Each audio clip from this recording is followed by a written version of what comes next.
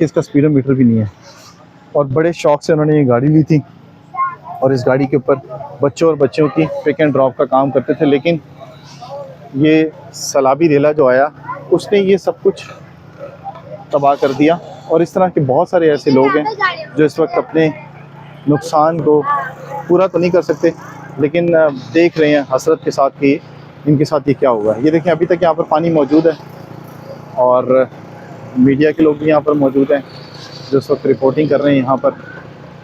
और ये सूरत हाल सैदपुर की है कि जब भी यहाँ पर अब बारिश होगी तो इनको इसी परेशानी का सामना करना पड़ेगा कि अब इनके सामान का और इनकी चीज़ों का क्या बनेगा। ये देखें, ये रास्ता बनाया गया था और ये नाला जो है उसे बनाया गया था, लेकिन अब ये नाले के बंद जो हैं वो टूट गए हैं। यहाँ पर आप देख रहे होंगे कुछ सामान यहाँ भी पड़ा हुआ है, ये देखें, ये कूलर पड़ा हुआ है।